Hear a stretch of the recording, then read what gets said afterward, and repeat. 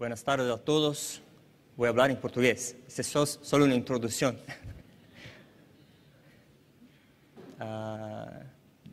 Não sei se empeço. Muito bem. Em primeiro lugar, eu queria agradecer aos organizadores do evento por este convite e também parabenizar por essa iniciativa. Esse tipo de evento me lembra muito o Brasil há uns 6, 7 anos atrás, onde essa discussão sobre o uso da biotecnologia era bastante intenso. Então, recorrentemente, havia debates como este, e seguramente esse tipo de debate sempre enriquece a discussão e os tomadores de decisão sobre o assunto. Bom, minha intenção com as senhoras e senhores nessa tarde é explicar um pouco o sistema brasileiro que regula as atividades com OGM e a partir disso explicar um pouco a situação da adoção dessa tecnologia no Brasil. Para isso eu vou explicar um pouco quais são os órgãos do governo ou as agências do governo que atuam nessa área, que são muito bem descritos numa legislação específica. Vou fazer alguns comentários sobre a experiência que nós temos com relação à coexistência, em particular para o cultivo de milho, e por fim apresentar a situação da produção comercial desses produtos no Brasil, a sua participação em relação à produção total brasileira e fazer alguns comentários gerais, sempre com a expectativa de contribuir com essa discussão que está ocorrendo aqui no Chile. Muito bem, seguindo, só para nivelar um pouco com relação ao Brasil, nós somos um país de dimensões continentais, temos 8,5 milhões de quilômetros quadrados. Isso nos dá alguma vantagem em relação à produção agrícola. Temos larga área com vocação agrícola, com a capacidade de produção agrícola e ainda uma outra extensão de área, hoje ocupada com áreas de pastagem que podem ser convertidas em área de produção de grãos.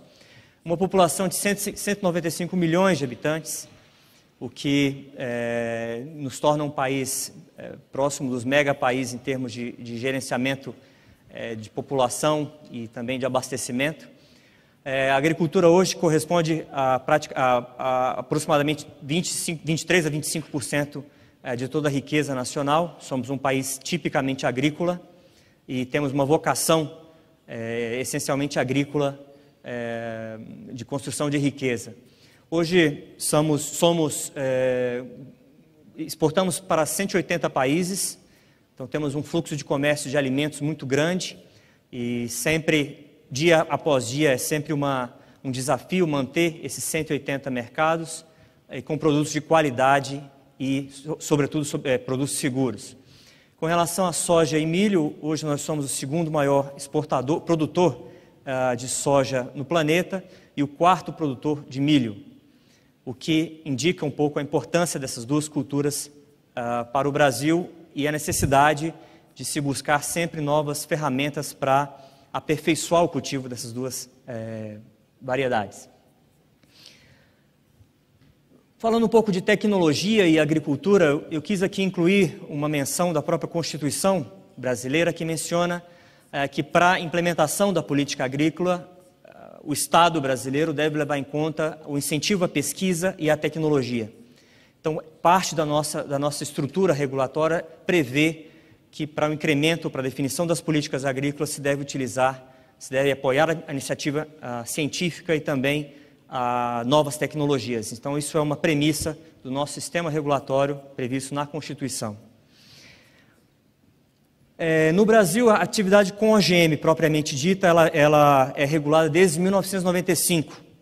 A primeira lei de OGM, ou de biossegurança no Brasil, é de 1995, e já nessa lei foi introduzido aspectos importantes para a tomada de decisão e que seguem até hoje no Brasil. O primeiro é que toda decisão em relação ao OGM é baseada num processo específico de avaliação de risco. É uma avaliação de risco sempre caso a caso e baseada em elementos científicos Esta é uma premissa que está na legislação de 1995 e segue até hoje. E essa lei de 95, pelo contexto internacional de novidade da tecnologia, era muito mais focado na parte de pesquisa. Então, em 2003, um outro elemento que marca a regulamentação de transgênicos no Brasil é a edição de uma regra para etiquetado ou rotulagem de alimentos, que é o decreto 4680, que estabelece como os alimentos produzidos a partir de um OGM devem ser rotulados ou etiquetados para colocar à disposição do consumidor. Em 2003, também iniciou-se um processo de revisão desse marco regulatório. Por quê? Porque aquela lei de 1995 não se mostrava eficiente para a tomada de decisão a nível comercial. Como eu disse, era uma legislação muito mais focada na permissão para atividade de pesquisa e não se mostrava eficiente na tomada de decisão para liberação comercial.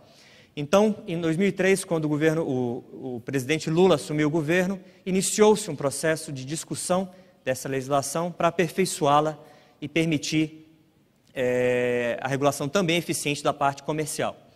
Houve uma longa jornada de discussões intragoverno e fora do governo, também dentro do parlamento, até que em 2005 nós tivemos uma nova legislação que revogou aquela lei de 1995, a lei 11.105, que é o marco regulatório atual de biossegurança no Brasil. Então é a lei que regula as atividades com OGM no Brasil. Diferente de outros países, nós temos uma lei específica para tratar o assunto, embora outros países, até mesmo aqui da região, contem com outros tipos de instrumento legal para gerenciar essa questão. No caso do Brasil, nós optamos por estabelecer um marco legal, uma lei específica para essa atividade. E, finalmente, em 2007, outro ponto importante desse histórico da biotecnologia no Brasil é também no governo Lula a publicação de uma Política Nacional de Desenvolvimento da Biotecnologia. Então, são dois marcos importantes, recentes, a revisão da legislação de 95 e a publicação da Política Nacional de Desenvolvimento da Biotecnologia. Então, nós temos aqui a Lei 11.105, é uma lei que estabelece normas de segurança para atividades com OGM e mecanismos de fiscalização. E aqui eu chamo a atenção para dois aspectos importantes dessa lei. Ela prevê tanto os aspectos de avaliação de segurança do produto, como mecanismos de controle dessa tecnologia. Então, esses dois aspectos são importantes, no nosso caso, para a adoção dessa tecnologia. Essa lei também traz algumas diretrizes ou orientações para a sua implementação. A primeira delas é que, para a adoção dessa lei, para a implementação dessa lei, é necessário adotar como diretriz o estímulo ao avanço científico na área de biotecnologia. Esta é uma das diretrizes da lei. A segunda diretriz, não menos importante, é a proteção à saúde humana, animal e das plantas. Segunda diretriz da nossa legislação. E, por fim, a observância do princípio da precaução para as questões ambientais. Isso incorporando compromissos do Brasil na esfera ambiental que surgem desde a Rio+20. Então, essas são as três diretrizes que orientam a implementação da regulação de biossegurança no Brasil e que devem ser observadas por quem implementa essa legislação. E quais são os elementos chaves dessa legislação? Tentei resumir aqui em um slide quais seriam eles. Primeiro, a avaliação de risco, como eu mencionei, é uma avaliação de risco sempre caso a caso. Pela nossa legislação não se permite liberações generalizadas, por exemplo, está liberado milho transgênico. Essa é uma imprecisão. Na verdade, o que se libera são eventos ou tipos específicos de OGM após uma avaliação da sua segurança. Essa avaliação obrigatoriamente tem que ser feita com base científica, essa é uma premissa importante da nossa legislação, e sempre fazendo uma comparação dessa tecnologia com desse OGM, desse organismo, com o seu correspondente convencional.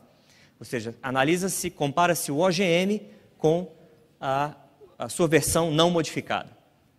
Essa segue a orientação, essa abordagem de avaliação de risco segue princípios tanto do Códex Alimentários quanto do Protocolo de Cartagena, do qual nós somos signatários. Outro elemento importante do nosso sistema é que a decisão com relação ao OGM é tomada por um colegiado multidisciplinar, que é a Comissão Técnica Nacional de Biossegurança. Eu vou falar um pouco mais sobre essa agência do governo, mas é uma agência que congrega vários especialistas para tomar a decisão com relação à segurança de um OGM. E dentro desse colegiado existe uma ampla participação, não apenas de diferentes tipos de especialidade, como também representações de diferentes setores da sociedade. E, por fim, um elemento importante do nosso sistema é o controle e acompanhamento dessas atividades. Então, hoje nós temos um sistema muito rigoroso de controle da fase de pesquisa de novos OGMs e também, eventualmente, depois da liberação comercial, algum controle com relação ao uso dessa tecnologia. E eu vou falar um pouco mais disso à frente. Mas esses são os principais elementos do sistema regulatório brasileiro. Então, agora eu passo a falar um pouco sobre cada um desses, sobre as agências que participam desse processo. Então, nós temos aqui primeiro o Conselho Nacional de Biossegurança, que eu vou explicar mais à frente do que se trata, a CTN-Bio, seguramente o órgão central desse sistema, que estabelece todas as regras e condicionantes para pesquisa ou uso comercial de um OGM. Temos aqui as comissões internas de biossegurança, e eu vou explicar um pouco melhor qual é a função dessas comissões internas dentro desse sistema. E, por fim, os órgãos de registro e fiscalização, que são os órgãos que têm a prerrogativa ou a incumbência de controlar as atividades de pesquisa e uso comercial de OGM. Então, o nosso sistema se organiza com base nessas instituições. Vou iniciar então essa conversa por meio da CTN-Bio, que, como eu disse, é o órgão central desse sistema. A CTN-Bio, então, é um colegiado, como eu disse, multidisciplinar, composto de 27 conselheiros.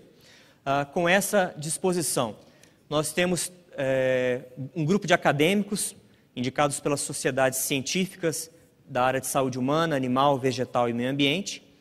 Temos um grupo de especialistas, de 6 especialistas, indicados pela sociedade civil, especialistas em defesa do consumidor, saúde, agricultura familiar, meio ambiente, biotecnologia e saúde do trabalhador.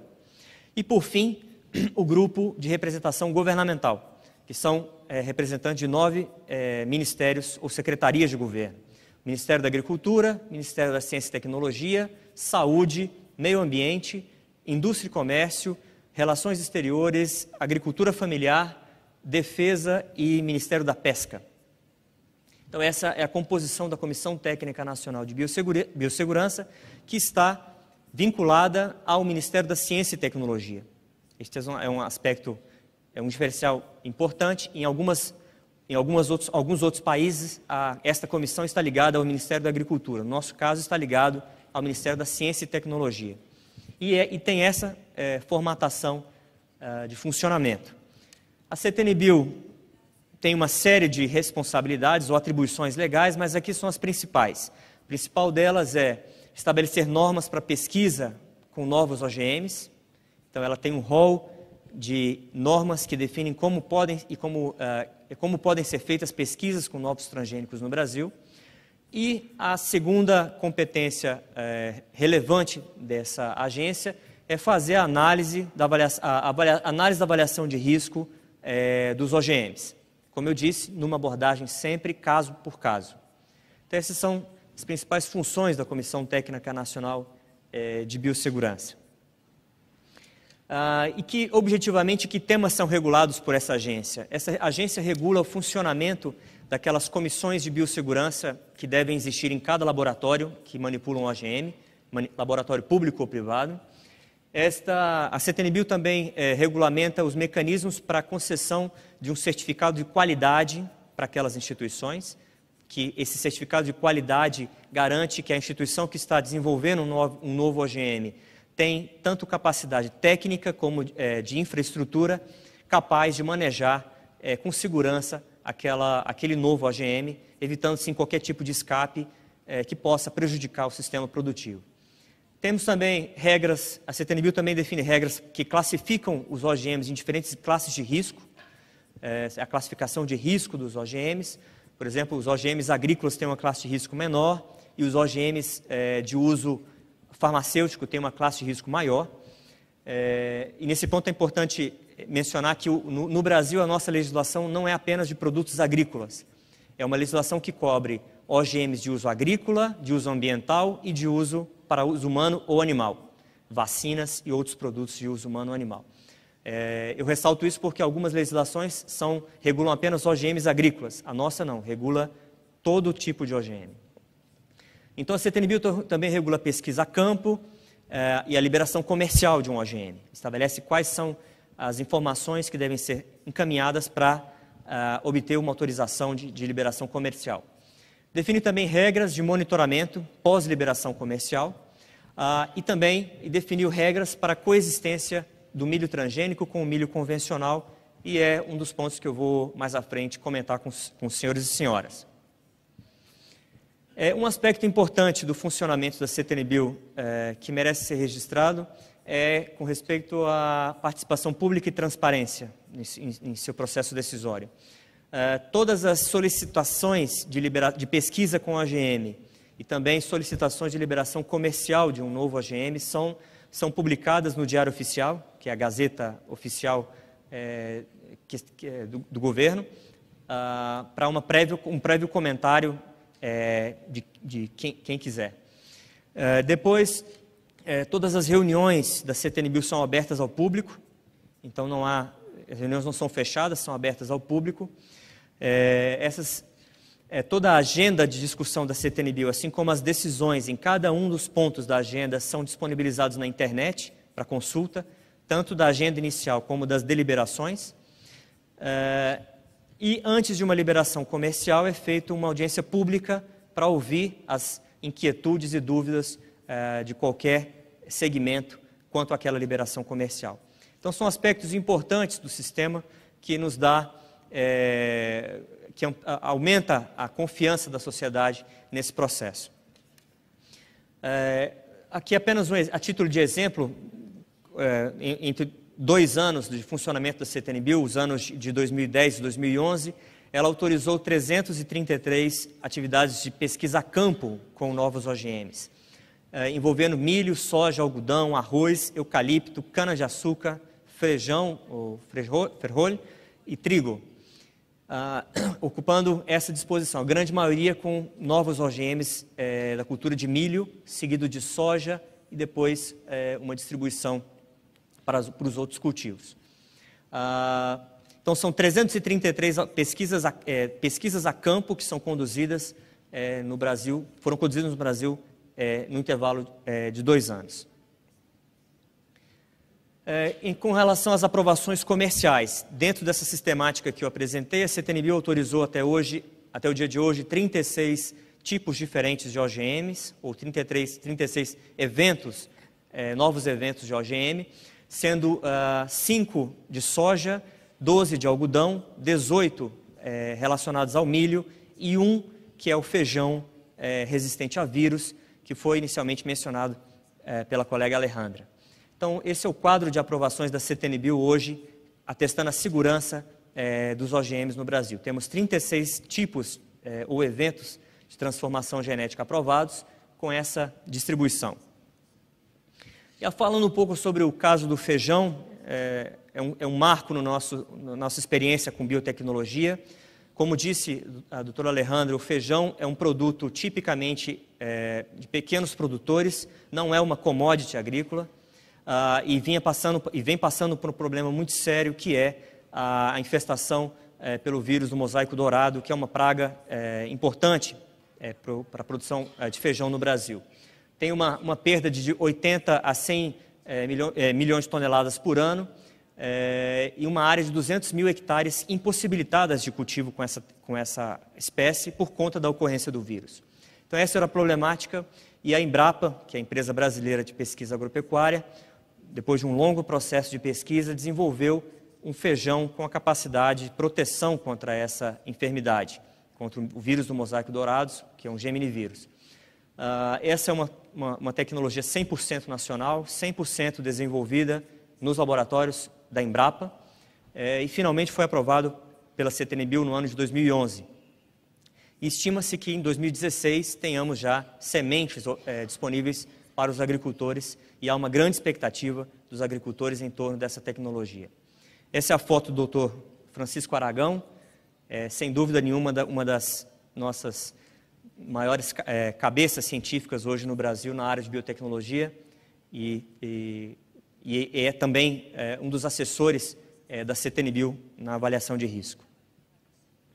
Falando um pouco mais detalhado sobre as aprovações de OGM, no caso de soja, aqui é a distribuição de OGMs aprovados por tipo de característica. Então, tomando aqui como exemplo a soja, nós temos de um total de 5 eventos aprovados,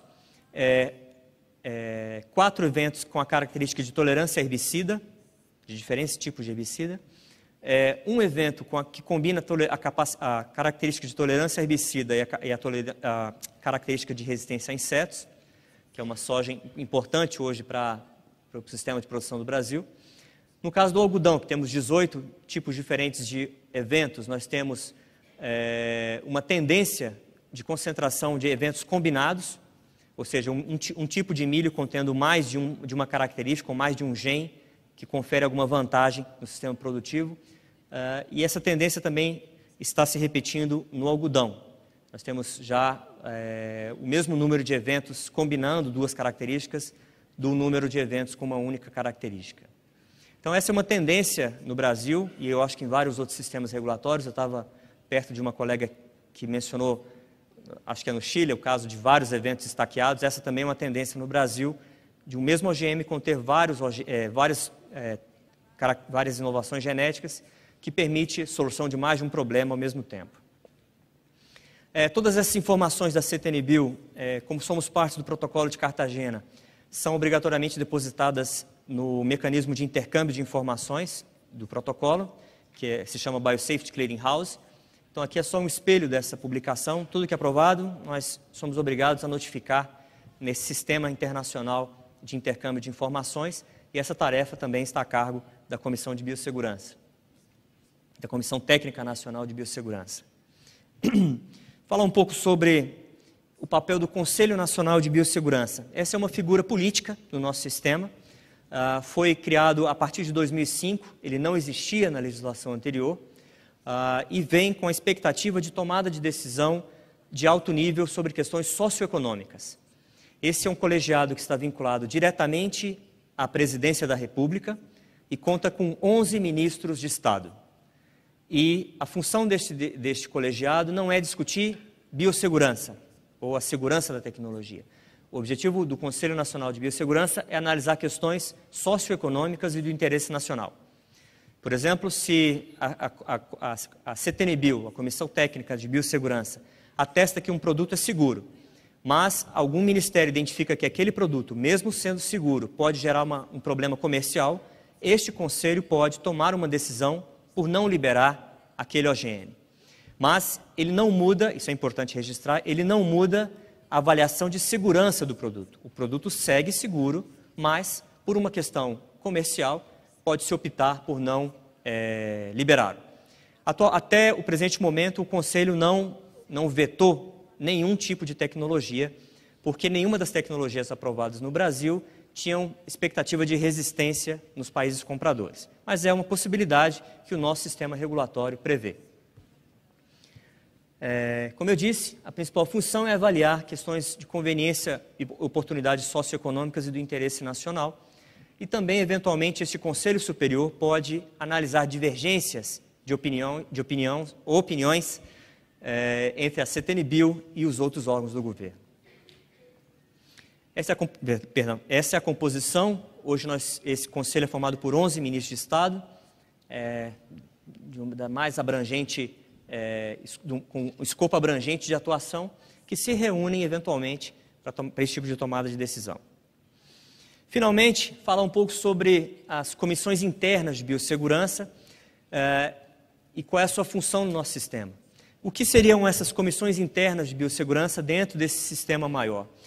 A Comissão Interna de Biossegurança é a entidade responsável por garantir a segurança dos OGMs dentro das instalações de pesquisa.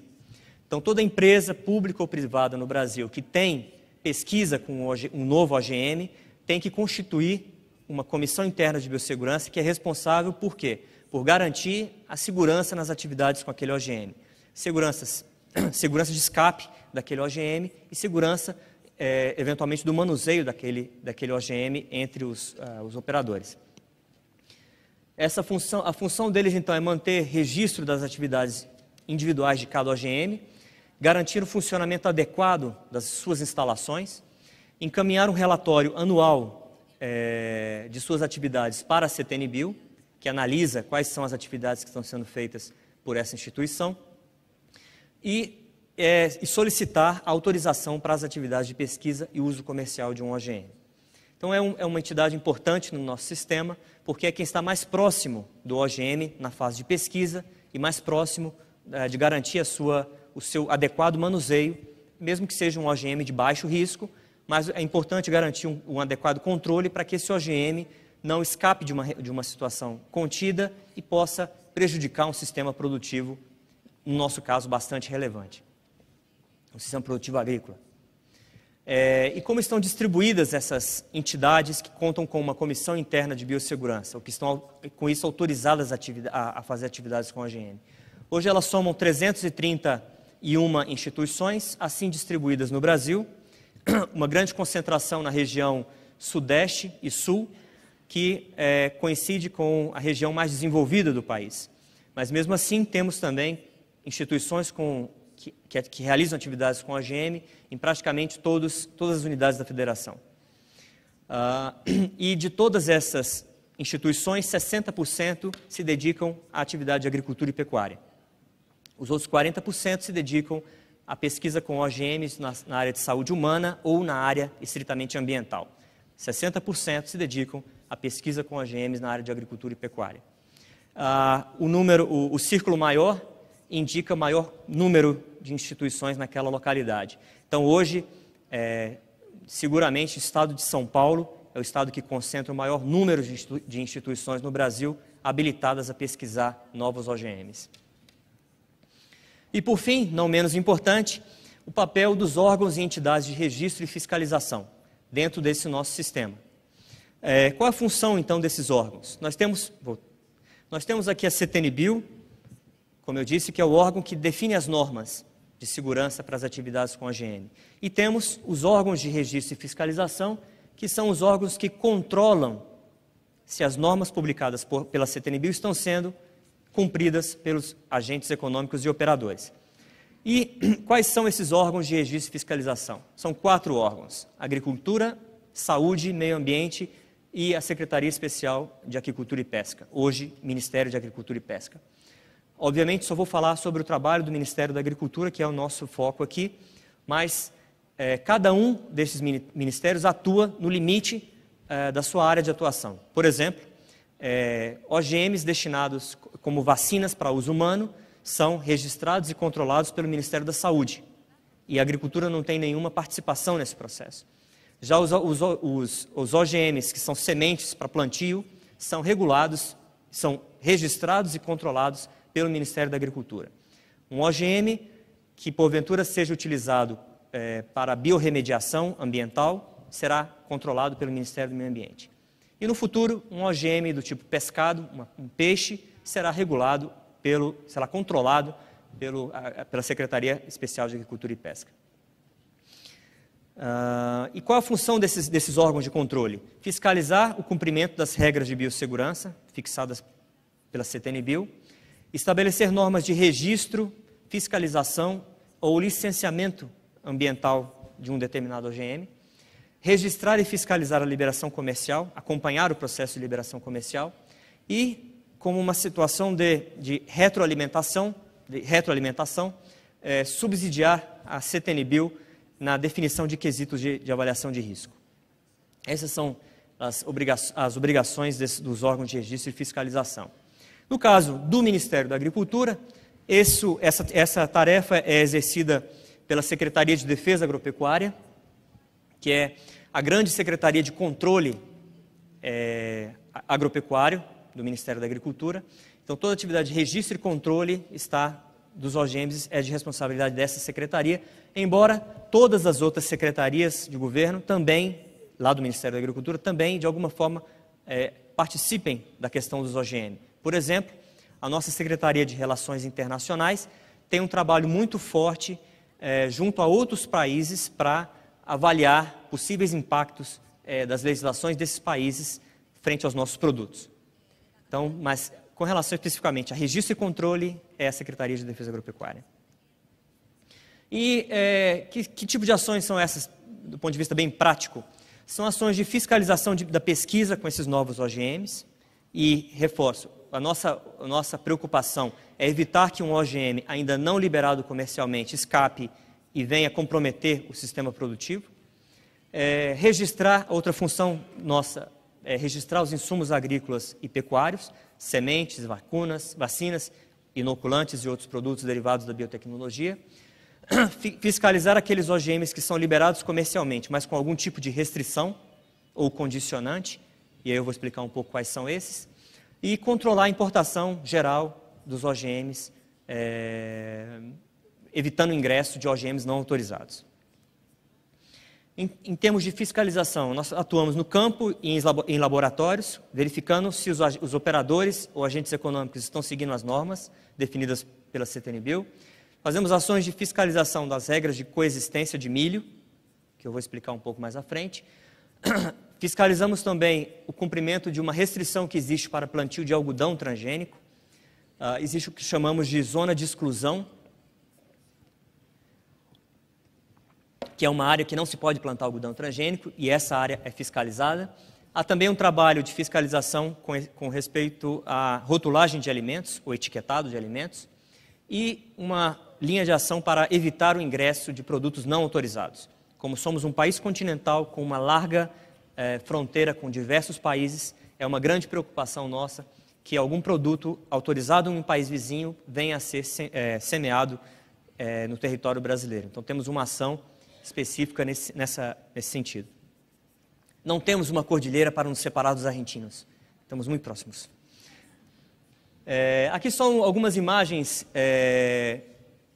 desse trabalho de fiscalização, não vou tomar muito tempo, aqui acompanhando um processo de implantação de uma pesquisa a campo, aqui controlando, verificando a questão dos isolamentos da área, que são estabelecidos nas normas, que devem ser observados pelos pesquisadores, aqui acompanhando toda a etapa de colheita desses experimentos e também destruição dos restos culturais, isto também com aquela visão de evitar um escape desse material para o sistema produtivo. Aqui acompanhando uma fase que é muito importante numa pesquisa a campo, que é o que chamamos de monitoramento ao fim do experimento a campo. Há um momento de monitoramento para que se elimine plantas que surjam, como esta, plantas involuntárias que surjam na área. Então esse também é um aspecto fiscalizado. Aqui é uma ação de fiscalização de não autorizados. Este é um lote grande de algodão não autorizado que foi apreendido pela fiscalização. E aqui um trabalho de destruição de sementes de OGM não autorizado que foi identificado nesse trabalho de fiscalização. Então, um controle bastante estrito que fazemos desde 2005, com a implementação da nova legislação, e desde então, de 2005 a 2011, nos primeiros 5 anos desse trabalho, nós fizemos mais de 7.000 fiscalizações, com essa distribuição entre pesquisa e uso comercial. E em 2012, alcançamos um número de 1.300 fiscalizações. Cada fiscalização implica em uma unidade produtiva fiscalizada, uma fazenda ou uma instalação de pesquisa fiscalizada. Em 2013, alcançamos 1.205 fiscalizações. Esse é o sistema regulatório de controle dos OGMs, mas parte do marco regulatório brasileiro é a Política Nacional de Desenvolvimento de Biotecnologia, certo? Então, nós temos um marco que regula a segurança dos OGMs e temos um marco de desenvolvimento da biotecnologia. Este foi publicado pelo presidente Lula em 2007 e tem como objetivo estabelecer um ambiente institucional adequado para o desenvolvimento da biotecnologia, não só agrícola, como para a saúde humana e ambiental. Então, esse é um marco importante também da nossa trajetória na adoção dessa tecnologia é a publicação dessa legislação, desse decreto presidencial que confirma a importância da biotecnologia para o governo atual. Esse decreto, ou essa política, estabelece um Comitê Nacional de Biotecnologia e linhas de atuação, tanto na área de investimento, pressuposto, recursos humanos, infraestrutura e aperfeiçoamento da legislação, certo? Mas é importante registrar que é uma política não restrita aos OGMs, mas a toda a biotecnologia. Isso incluindo nanotecnologia, genômica, clonagem, uma biotecnologia mais ampla, certo? Incluindo também os OGMs. Aqui apenas algumas cifras do investimento que o Ministério da Agricultura fez no contexto dessa política nacional de desenvolvimento da biotecnologia. Investimos tanto na área de avaliação de risco, como de detecção de OGM e desenvolvimento humano. Avaliação de risco, $500 milhões, $500 milhões também em detecção de OGM e $168 mil em desenvolvimento humano, de capacidade humana para gerenciar esse tema. Parte também do marco regulatório brasileiro é a regra de rotulagem que eu mencionei no início. Hoje no Brasil nós temos desde 2003 uma legislação que obriga a rotulagem de alimentos que contenham acima de 1% de OGM, e nesses alimentos é necessário incluir essa simbologia, além da informação de que este produto contém OGM, certo?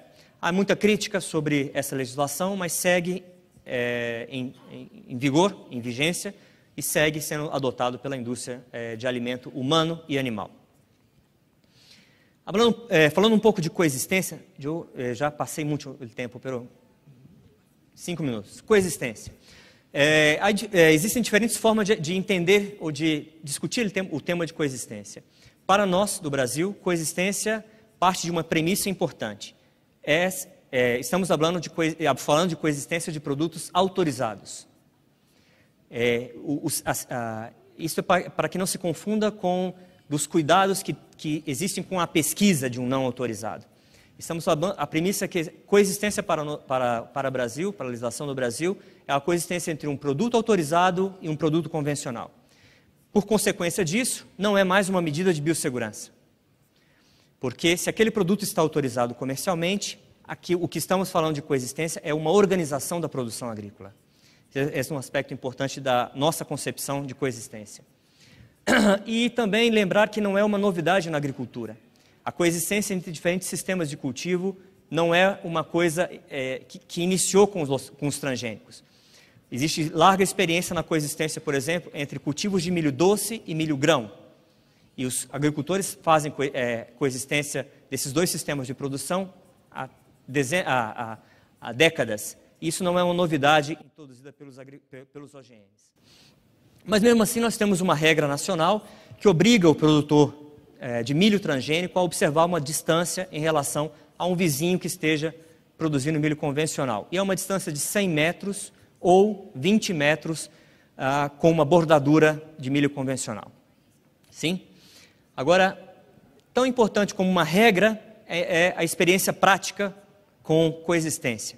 Muitos dos agricultores que produzem produtos convencionais já adotam medidas próprias de isolamento para evitar qualquer tipo de contaminação, não apenas com transgênico, mas com eventual deriva de agrotóxicos de outras áreas. Então, é importante levar em conta a experiência que os agricultores têm em práticas de coexistência, independente se transgênico ou não. E também algumas observações dessa experiência. A distância de 100 metros baseou-se naquele limite de 1% de tolerância para os produtos que são rotulados.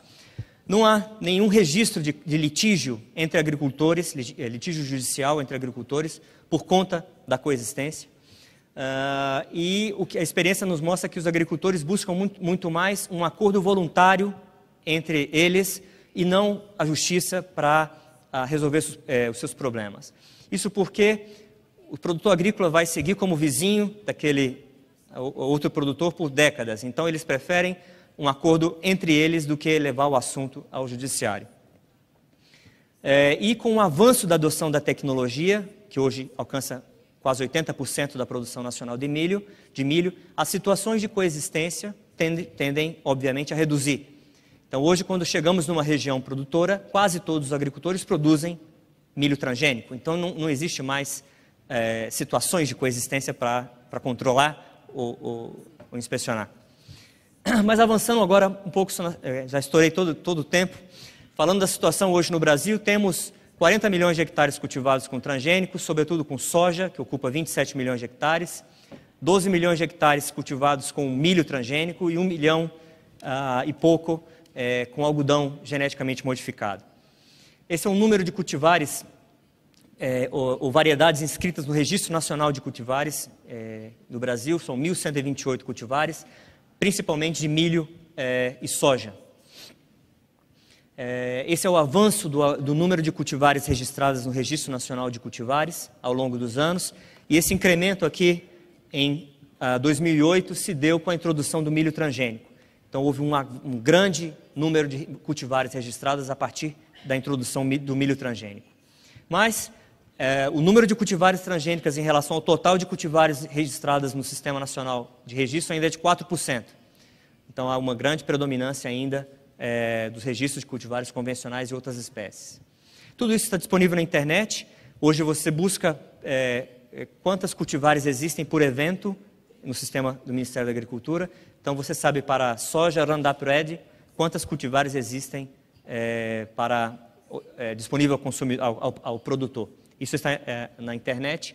E aqui falando um pouco sobre o avanço da tecnologia ao longo dos anos, já teve um avanço maior, hoje está de um ano para outro, estima-se entre 4% e 5% de aumento na área cultivada com transgênico, alcançando esses 40 milhões de hectares que eu mencionei. Hoje é uma tecnologia adotada em todos os estados produtores, os principais estados produtores de soja, milho e algodão utilizam essa tecnologia. Tanto Mato Grosso, que é o principal estado produtor de soja, o Paraná, o principal estado produtor de milho, Rio Grande do Sul, Goiás e Mato Grosso do Sul.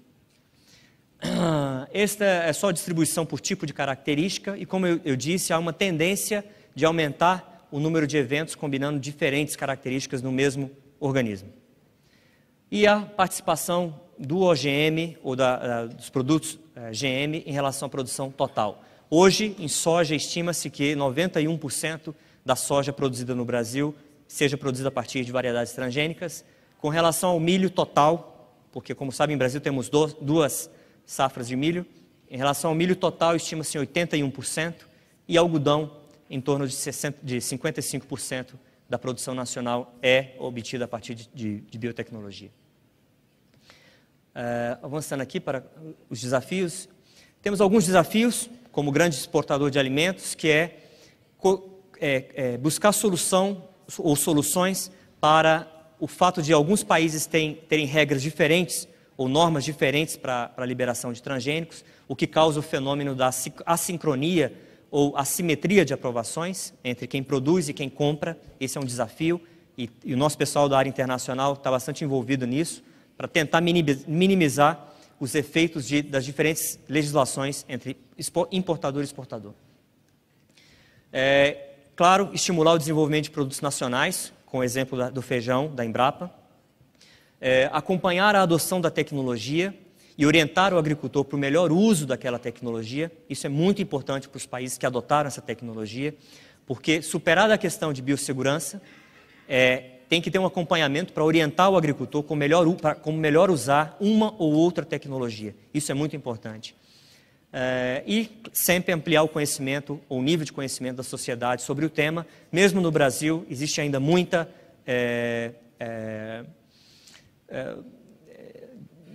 palavra me fugiu em português, muito desconhecimento sobre o que é realmente essa tecnologia, qual o processo de avaliação e quais são as suas aplicações.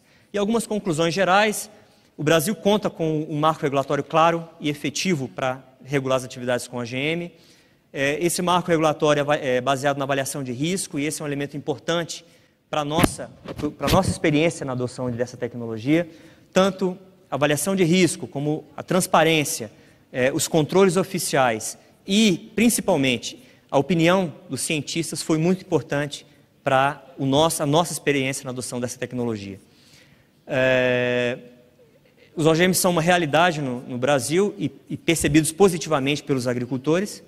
E nessa experiência de 10 anos de uso de soja transgênica e 5 anos de uso do milho transgênico, não há qualquer registro ou evidência de impacto para a saúde humana, animal ou o meio ambiente brasileiro decorrente do uso dessa tecnologia. Perdão por avançar no tempo, é porque eu tentei falar devagar, despacio, para as tradutoras. Muito obrigado.